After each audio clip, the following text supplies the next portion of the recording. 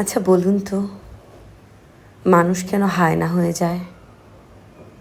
মানুষ কেন দানব হয়ে যায়?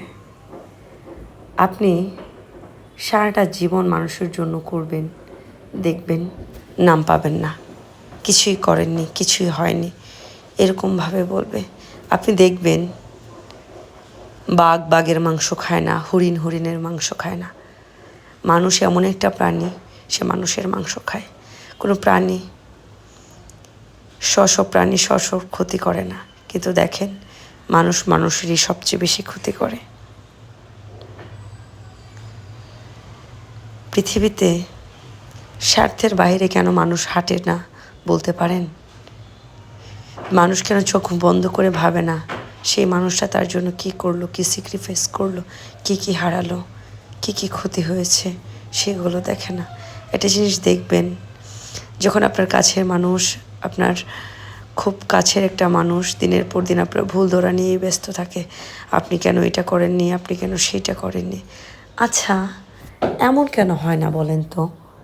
মানুষটা চিন্তা যদি করতো যে আপনি তার জন্য কি করেছেন, কি হয়েছে, কি হারিয়েছেন।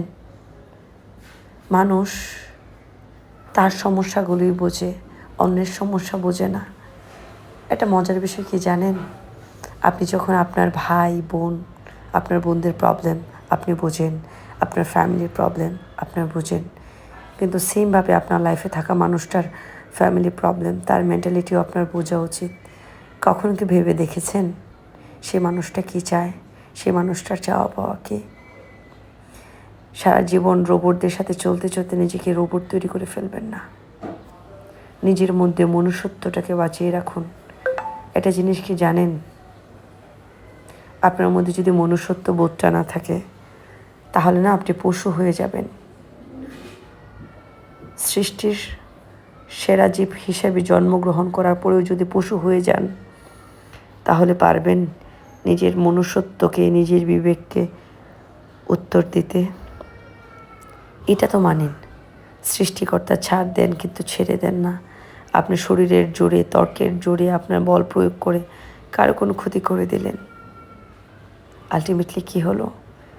পৃথিবী গোল, সৃষ্টিকর্তা সব দেখেন, সব জানেন, সব বোঝেন।